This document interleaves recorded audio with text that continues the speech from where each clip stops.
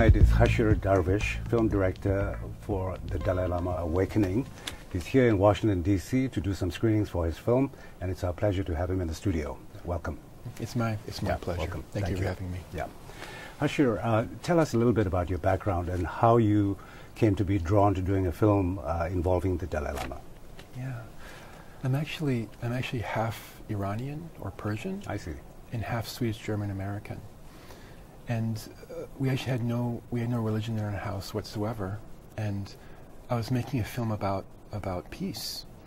And we asked ourselves, who most represents peace in the world? And the first person who came to mind was His Holiness the Dalai Lama. So we just contacted his office, and it took about 10 months. But then they agreed to an interview. Now, so it's highly unlikely that people inside Tibet will have a chance to see your film. So give us a brief synopsis of the film. Sure. Yeah. It's a story of these 40 innovative thinkers who traveled to India to Dharamsala and meet His Holiness and speak about how to solve the world's problems. And what they learned is that in order to change the world, you have to first change yourself. I see. Interesting. And Harrison Ford is the narrator. Is the narrator of the film. And these 40 people are from what kind of disciplines? A variety of different backgrounds. I see. They're authors. They appear on TV. They speak around the world. The thinkers came from the fields of science, education, business, government, arts. I see. Interesting. And there were some Tibetans involved. I see. You've said, I did a little bit of research, you've said that the Dalai Lama Awakening is the film that my heart and soul wanted to make. It is a film without compromise. How so?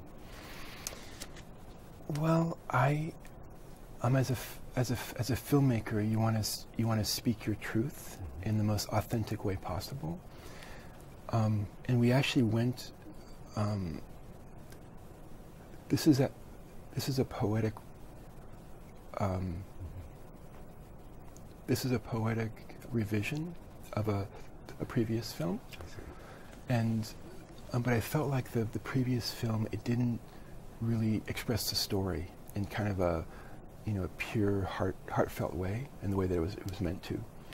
So we went back to India, to Dharamsala, spent 3 months there, spent filmed an additional 300 hours of footage. I see.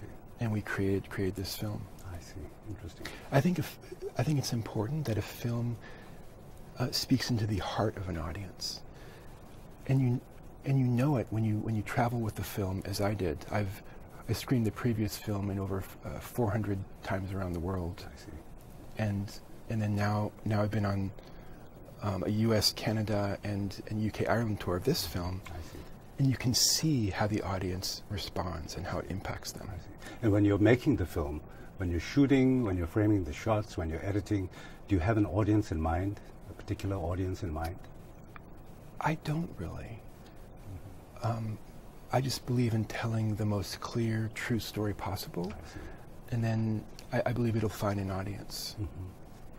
Now, I understand that when this project started, when you said yes to the project, you had only 6 weeks to prepare, to fundraise, to gather a crew, and to travel, plan, etc. Did you have an idea of what kind of a film it was going to be? I did not know. It became a really unexpected sort of story and film. We all, I think everyone on that trip, those 40 thinkers, as well as the crew, traveled to India with the expectation of having this remarkable time with His Holiness, the Dalai Lama. And that was true, of course. It was a remarkable experience. But what was even most interesting, I think about the trip and about the film, is these 40 thinkers, they went through their own sort of inner journey of personal transformation in the presence of His Holiness. And their egos had to sort of surface so that they could sort of see the light of day and be transformed and their hearts opened. So this kind of self-reflection, transformation is happening during the meetings with the Dalai Lama, or were you seeing it over the days and weeks in Dharamsala? during the course of a day? I think transformation and change always happens in a person's life, but on this trip, the characters. It's very difficult to travel to India, especially for a Westerner. You know, where Westerners are accustomed. They enjoy their comforts, you know, of the West, and so I think it's remarkable when you take a Westerner and put him on a train and a bus on these bumpy roads up to Dharamsala and in India, how when they're stripped of their comforts, their real selves sort of surface. I see. I think that's an opportunity for them to sort of really listen to what His Holiness has to say and be impacted by his presence, his example, and his message about compassion. So each of these individuals, these 40 thinkers, Renaissance thinkers, they had expectations of being able to make changes, solve problems in the world, etc. What were they looking for from the Dalai Lama in this process, do you think?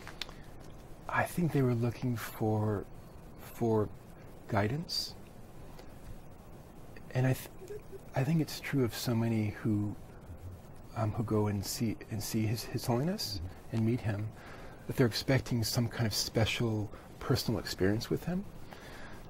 But the interesting thing is this group had the intention of creating positive change in the world, and creating some kind of product or something they can sort of show the world that this is how you change the world. And the way that they really transformed was personally. I see. You know, and the Dalai Lama knew this. He understood that for these prominent thinkers, they were going to really have an impact through their books and lectures and travels around the world, that they had to look within and change themselves first. I see. And find sort of a higher purpose and more clarity in how they could really impact the world in a positive way. Interesting. Was there during the filming took how long? About 3 months. It was summer. The first filming trip was 3 weeks, and then I went back to India with an additional crew. I see. So during the filming process, was there like a turning point where all of a sudden the film was beginning to take shape, some narrative was kind of arising out of this probably quite a chaotic scene in Dharamsala? It's really interesting. That's very true. That there was sort of a point where the story became clear. So as the process was happening, about halfway through, sort of egos were sort of surfacing. There was some conflict. Things appeared that they were falling apart. And then we had a production meeting with our crew, and a cameraman stood up and said, "There's chaos. What's the story here?" At that moment, I knew the story was not only this outward journey to India, but it was that sort of inner journey for each of the characters in the film. And it's a journey from the head to the heart, from ego-centeredness into open-heartedness. And I think that's a human journey, and that's everyone's journey. I see.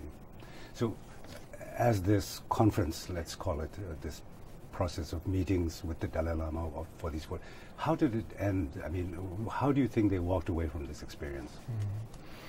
And are they having an impact on the world as they intended in the first place? Some walked away feeling deeply inspired.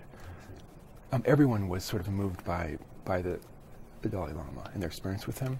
Some felt a little unsure about sort of the challenges of the trip, but just like sort of a seed of personal transformation that's planted within someone. Once they left and went back to the West, to their homes, to their speaking engagements, to their work, I think everyone realized that something really essential and fundamental happened, and this experience that's captured in these films has impacted every one of these speakers.